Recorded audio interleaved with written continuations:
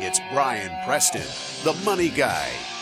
Managing money isn't hard, and we wanted to give you the three things. And those three overviews is master the basics, know where the landmines are, and then number three, recognize that there are unknowns that you can prepare for. Now, let's actually get into these things so you guys know the how. So first, mastering the basics. The first thing, the building block, I've already talked about the cornerstone was that deferred gratification element, but how do you get to that? You've got to have what that whole concept is you have to create some margin. You have to create some live on less than you make. You need to take whatever your income is, live on less than that, so you have the margin to actually create success. Yep, love it.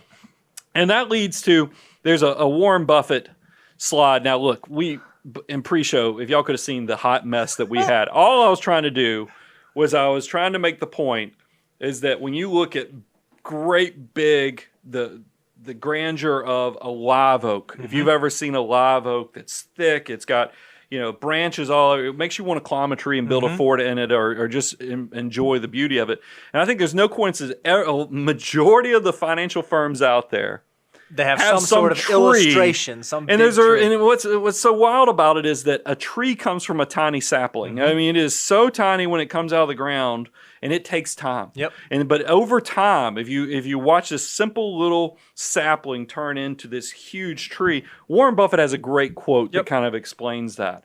Someone is sitting in the shade today because someone planted a tree a long time ago. That's exactly right. And I think what's so funny, and we talk about this in weightlifting. I don't know how I ended up bringing weightlifting into this. That's what wisdom is experienced, so go ahead. They always tell you, people, whenever you start out doing something, people always ask you, why? So when you're not going out there and buying the fancy house or buying the fancy car or going on the fancy vacation, like, hey, why aren't you doing that stuff? You're in your 20s. You should go reward. Why? Well, then you get into your 40s and your 50s and your 60s, and you do have success. You have abundance. The question shifts from why to how. Yeah. And this is it. You recognize that all it took was a little bit of energy early on to create the oak that is your financial circumstance now. And look, I know it's hard. We live in a consumer society, and I've probably talked about it in the last three shows, because when you showed me that clip, it really had a profound impact on me. It's because it's a perfect illustration. Will Smith talks about building a wall with his brother as a kid, and he was not focusing on what the wall would look like at the end. He was just laying down each brick as well as he possibly could through the process. And that's kind of what wealth creation is. And I want you to know there is a process. Think about this. We all know in human nature and in life, you first have to crawl, then you walk, and then you can run. Now, there's no skipping steps. Like, I've never seen a baby go from like rolling over to standing up and sprinting. Yeah. I don't. Maybe you can be a fast learner, but you still don't skip steps. You don't skip steps. So, and it's the same thing with money. And think about this. Just like you have crawl, you should have track. Yep. Do you know where every dollar of that you make is actually going? And here's what I love about this. It's not a hard thing to do, right? So most of us go out and spend money, and we have either debit cards that we use, or we have credit cards that we use, or we spend cash. It's not hard to just say, you know what, for the next 30 days, for the next 6 days, I'm just going to track my spending. Every time I go somewhere, I'm either going to use an app, because there's tons of apps that allow you to do that, or I'm just going to make note. When I got my very first job, I started spending money for the first time. I saved every single receipt, which sounds a little crazy now. And I put it in a spreadsheet because I just wanted to know, hey, where's my money going? That's how I had to figure it out. I wasn't innately born with the ability to know where money goes. I had to be tracking early on. Yeah, I mean, I think it's a common sense thing. If you think about it, break it down to basics. How can you know if you have margin? How can you know if you have excess to create wealth if you're not actually doing the data gathering to know what you have coming in and what you have going out? So the first step, just like you have crawling, it's very deliberate when you see a baby, they're having to think about every little thing they're doing when they're trying to get that first crawl going. You have two little ones now, so you know how that works. Recent. It's the same thing with wealth creation. You have to track, so that's first. Then you move on. Once they start crawling, the next thing is you start walking. That's budgeting. That's once you know all the data points, you now have to create a deliberate plan that says, okay, I know what my income is. I know what my fixed expenses are. I know the variable things I can control. How do I make all this work together so I get the structure that I want? It's the same thing. Walking is the evolution of crawling. So it's the same thing. Tracking turns into budgeting. Again, I have friends all the time that screw this piece up because they will track everything. They can tell you every dollar they've spent for the last 15 years. And I always ask this question, okay, that's awesome. What did that change? How'd you use that? Oh, well, I just been tracking it. I didn't change anything. I've just been tracking. Well, then it's just kind of wasted effort. If you're not actually using the tracking to figure out how you could better deploy your future dollars, then you're missing that second iteration. And I think you have to bring in, I want to take a step, because I think one thing, should income match your expenses? No. I think that remember, you're building, budget is being a deliberate process. That's why it's better than the whole tracking or the crawling element, is because when you get to budgeting, you're also building in, do you give money to charity? Do you pay yourself first with a saving component built into your budget? All that is the behavioral stuff that is going to set you up for step 3. Now, look, everybody who listens to this show for any length of time will know I absolutely hate budgeting. I can't. I despise it. You're like, wait a minute. You just told me I have to track. You told me then I have to evolve from tracking to budgeting to get to this step 3. Then how can you come back and tell me after all that you hate? But budgeting stinks. It's kind of like weight training. It's all these things you're working on. Whoa! I feel attacked real quick. Well, I mean, weight training golf doesn't swings, stink. bicycle riding, all the things that you take for granted later started with a process in the beginning that was harder. And I will do, but once you get to a point, if you will do this long enough, guys, if you will be the responsible individual, if you'll take control with your finances long enough, it's going to turn into a habit. Once it turns into a habit, because you paid yourself first, you've created, automated systems, and we talk about it all the time, forced scarcity. Every time I get a pay raise, every time my income goes up, I'm creating forced scarcity so that abundance just doesn't flow in and flow out and no benefit comes from it. I create automatic structures so I no longer have to do the simplistic things of the tracking, the budgeting, because I have financial muscle memory to do all the right steps. That's where you're running. I mean, you're running wide open because you know everything's working just like it's supposed to. You don't have to think about all the different steps that went into because you've created a system. And in our mind, this is where the financial order of operations, the FOO, steps in. Once you start knowing, okay, where should I deploy every dollar? I've done the tracking. I've done the budgeting. Now I'm on to cash management. You are full steam ahead moving towards financial independence. So we've got the master the basics. That's the basic. Now let's talk about all the things that are going to be. You think about once you get good at running, it turns into American Ninja Warrior, where they throw some obstacles. All the obstacles start rolling out. It seems like they are going to derail your wealth creation. So you have to know where the landmines are. The first thing, the dangers of debt, Bo. I would say that in the society in which we live, I think this is the biggest one. I think this is the biggest one that gets people off track because we live in this world where we can afford anything in the world 1 month at a time. Doesn't matter how expensive it is, so long as I can cover that $50, $100, $200 monthly payment, that means that I can afford it. Hey, in this society, if you can't afford it, you can finance it. That's right. And that is a failure, guys, because realize, you can afford anything $100 or $200 a month if you never own it. You're essentially renting your life forever, and that is the biggest mistake. Because remember, when we go back, if you're watching a highlight clip, go back and watch some of the other steps we talked about, because the biggest thing you're trying to do to create wealth is to make your money work as hard as you do with your back, your brains, and your hands. You want your money doing that for you. If your money is being used to pay interest, it ain't working for you. It ain't working hard. So let's give an example here of how the typical American falls into this horrible trap. So we started thinking about what's a consumer decision that a lot of Americans make, and it was pretty easy. It didn't take us long to come up with this: buying a car. So when we think about affordability of an automobile, there's sort of a disconnect here. There's how much can the average American afford, and then how much does the average American actually buy? So FTE Daniel did some work for us, and he found out that if you look at the median household income of American families, The median household can afford a car that costs $18,883. Now remember, that's built off of 23.8. Yep. If you guys have never heard that concept, this is the money guyism.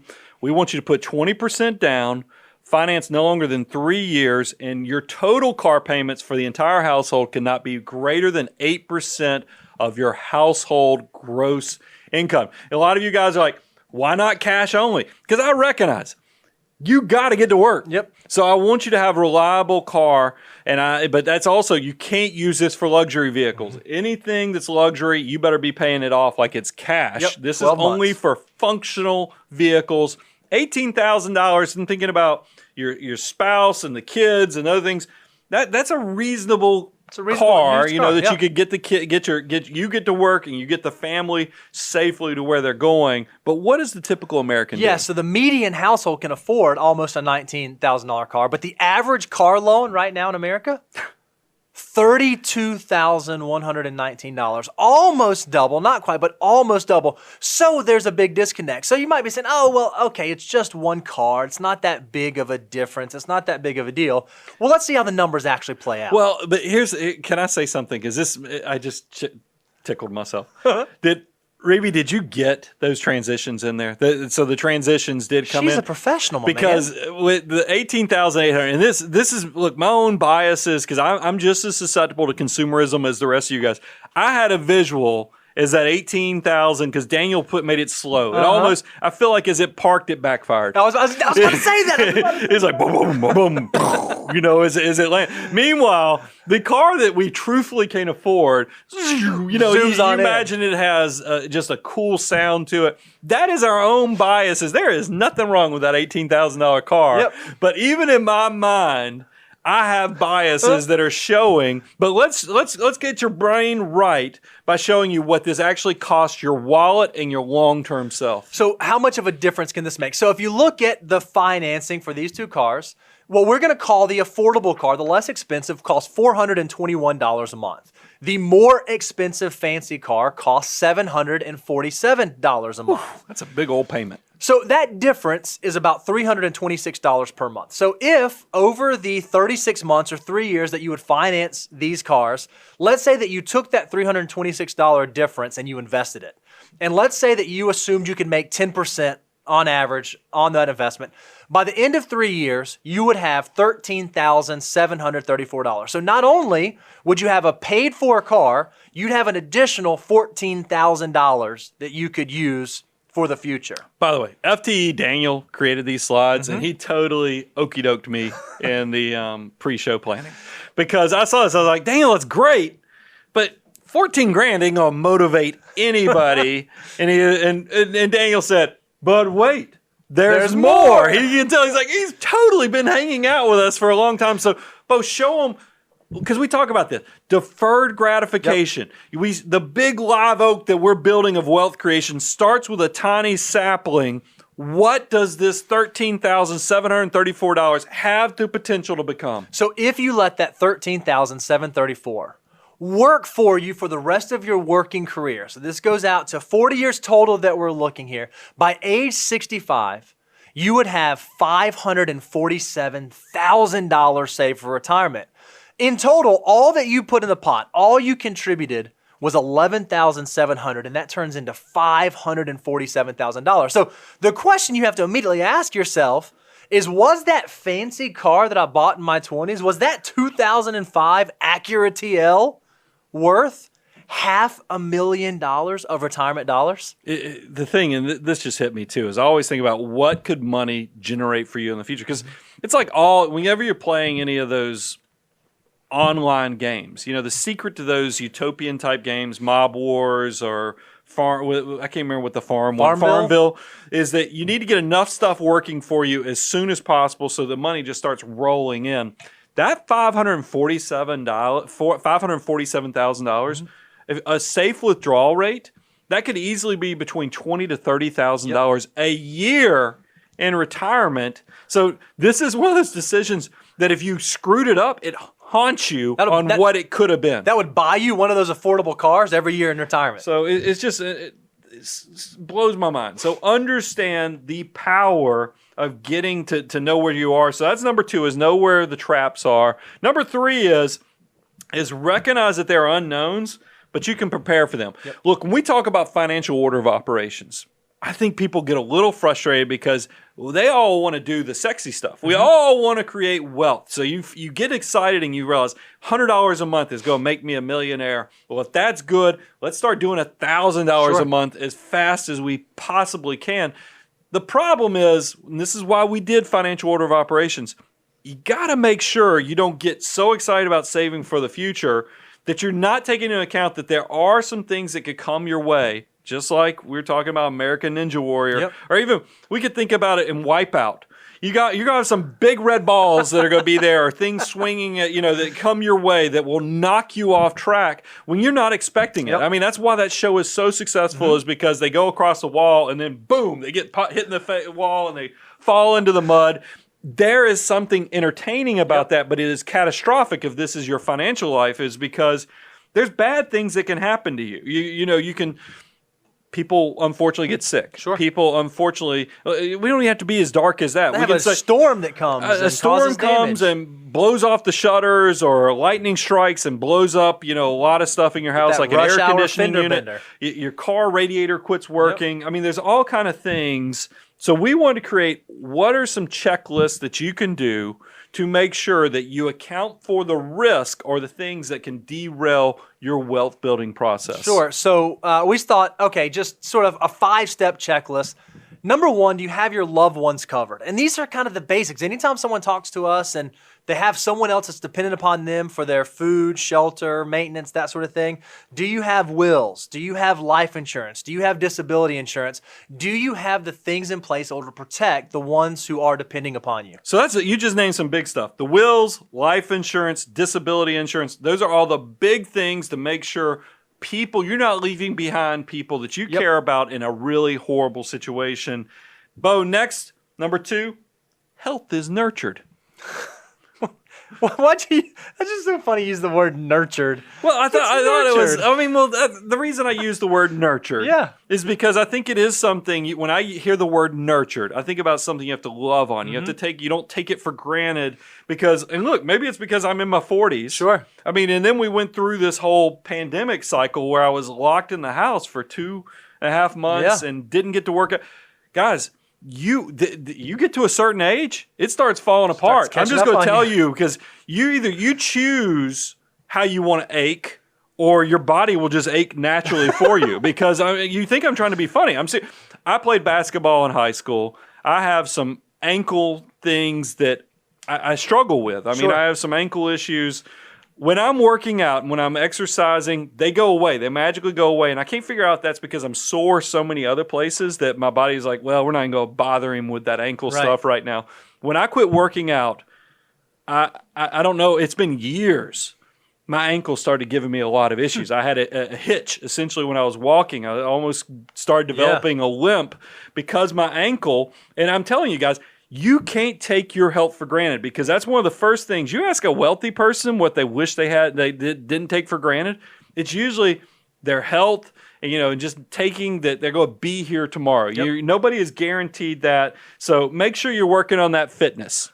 By the way, was that that's Fergalicious? I pulled that from Fergalicious because thank God I don't actually listen to lyrics, because otherwise all that slasher metal I listened to in high school and everything would have probably made me a much darker person. It was the same thing. I pulled up to make sure I was getting work on that fitness right.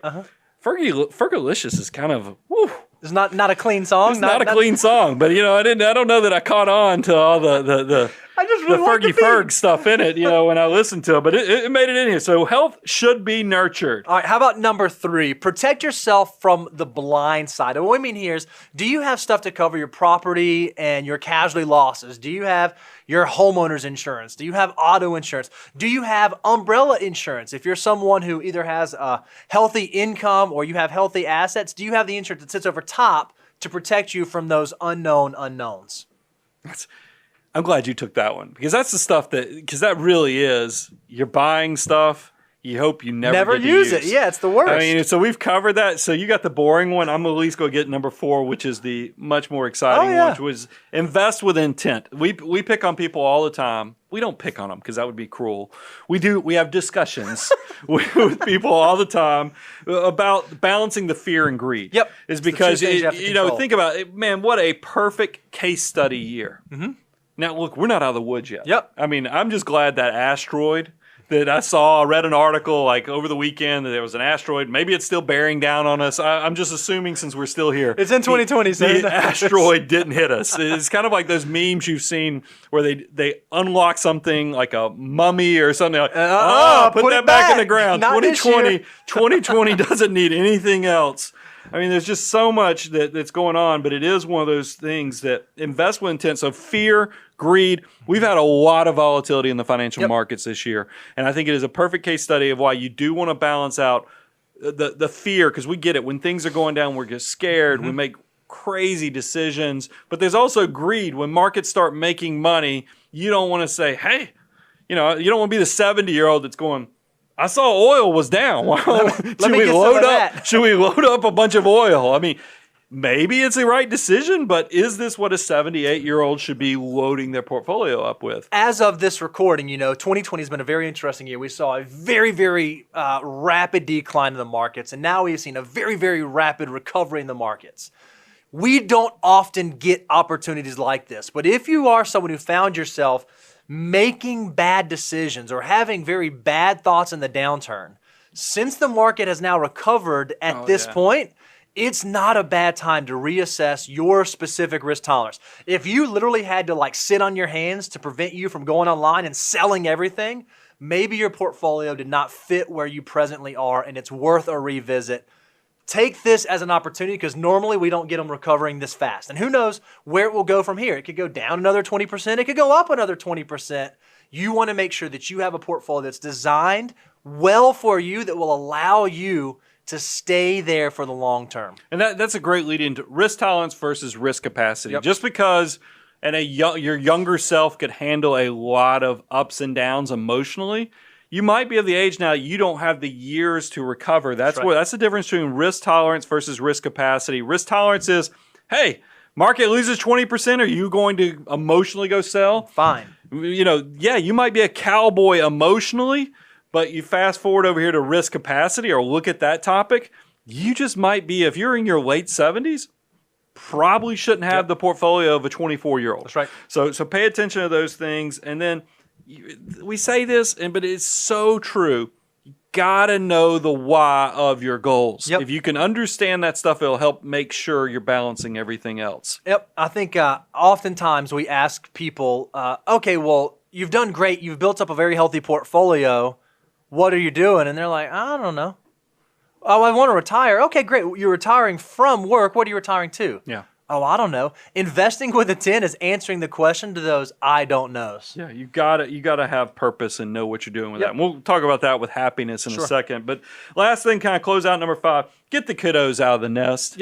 I mean, Millionaire Next Door talks about economic outpatient care. We see this with adult children that you struggle to get out. Now, look, there's reasons, but I've been talking to a lot of our clients who have adult children, and I've been scaring the heck out of the kiddos by showing them that New York Times headline that says, "My retirement plan is you." Is living with you. Is living with you. I mean, it is a horrifying thing, but it is one of those things where I want you to work on having a healthy relationship. Start having those discussions now with your children as they're getting older. Help them. That's why I like the dollar for dollar matching to get your kids saving for themselves. If you can jumpstart those habits early, you probably run a much higher propensity that they're going to be successful in their own right. Love it.